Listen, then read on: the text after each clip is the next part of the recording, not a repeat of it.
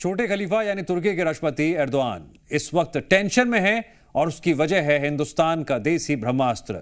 दरअसल जिस वक्त भारत पाकिस्तान के बीच जंगी तनाव चरम पर था, उसी दौरान तुर्की ने खुलकर पाकिस्तान की मदद की थी।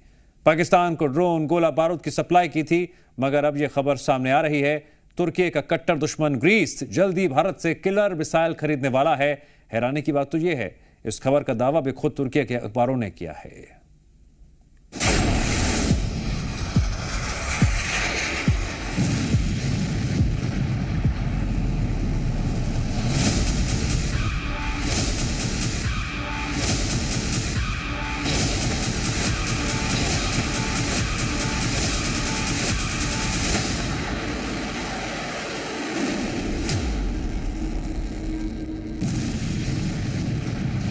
हिंदुस्तान के एक विध्वंसक ब्रह्मास्त्र ने मुस्लिम वर्ल्ड के छोटे खलीफा यानी एर्दोगन की नींद उड़ा दी। हिंदुस्तान के एक किलर हथियार ने पाकिस्तान के जिगरी माने जाने वाले तुर्की की जमीन हिला दी। अभी तो ना कोई डील हुई, ना ही कोई आधिकारिक ऐलान, मगर उससे पहले ही अंकारा के अखबारों में बिग ब्रेकिंग न्यूज के साथ एक खबर छपी। वो ये कि भारत ग्रीस के बीच LR-LACM मिसाइल का सौदा हो सकता है। LR-LACM अत्याधुनिक long range land attack cruise missile है। इस देसी सबसोनिक क्रूज मिसाइल को DRDO ने तैयार किया है। ये जी एक स्ट्रेटेजिक प्रपोजल आया कि ग्रीस को सप्लाई करो long range land attack cruise missile, इसे कहते हैं, जिसकी वजह से तुर्की थोड़ा ऑफ बैलेंस हो। अब इंडिया अपने फुटप्रिंट्स फैलाना चाहता है, इंडिया अपनी जो एनिमोसिटी है वो बढ़ाना चाहता है। जैसे फॉर एग्जांपल इंडिया ने, अगर आपको याद हो कि अर्मीनिया एंड आज़रबाईजान की लड़ाई में आज़रबाईजान को डिफेंस इक्विपमेंट दिया था। बता दें कि भारत और ग्रीस के बीच LR-LACM मिसाइल के सौदे को लेकर अब तक किसी भी तरह की कोई पुष्टि नहीं हुई है। बावजूद इसके तुर्की में हड़कंप मचा। तुर्की मीडिया आउटलेट PR हैबर ने तो अपनी रिपोर्ट में दावा तक कर दिया है कि ग्रीस ने भारत से LR-LACM मिसाइल लेने की डील तक फाइनल कर दी। ऐसे में आप भी सोच रहे होंगे कि आखिर भारत की देसी LR-LACM मिसाइल के नाम से तुर्की क्यों कांप उठा है। आखिर DRDO के इस ब्रह्मास्त्र की ऐसी क्या खूबी है जिसके चलते छोटे खलीफा यानी एर्दोगन की भी जान हलक में अटकी हुई है। तो आपको बता दें कि LR-LACM मिसाइल की मारक क्षमता करीब 1500 किलोमीटर है। यह क्रूज मिसाइल 1111 किलोमीटर प्रति घंटे की रफ्तार से अटैक करती है। इस मिसाइल के जरिए न्यूक्लियर वॉरहेड भी दागे जा सकते हैं।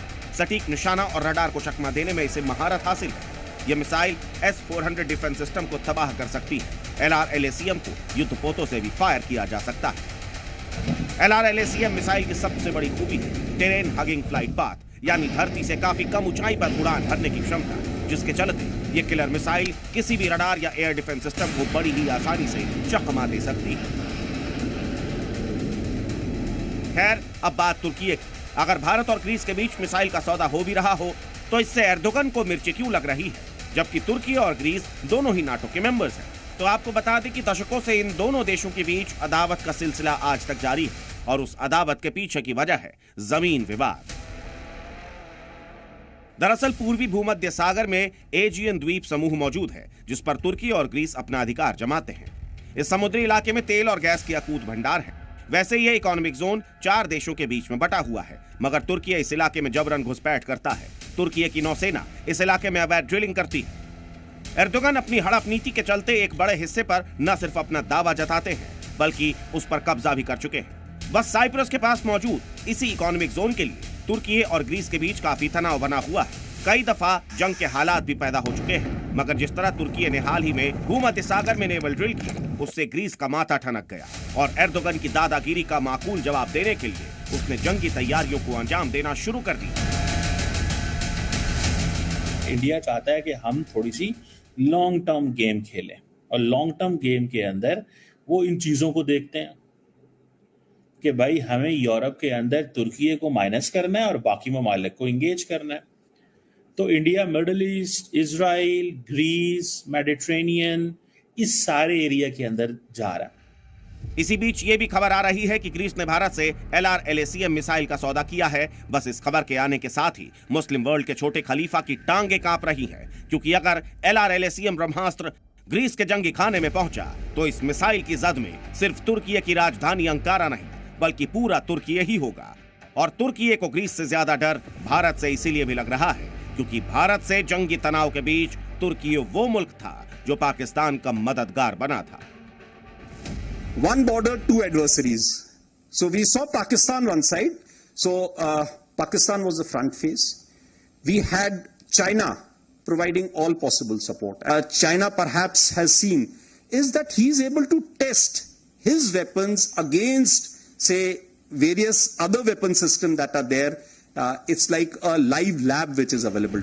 तुर्की को क्या लगा कि वो भारत के दुश्मन को खुलेआम मदद करेगा, उसे ड्रोन और हथियारों की सप्लाई देगा और हिंदुस्तान चुपचाप बैठकर देखता रहेगा।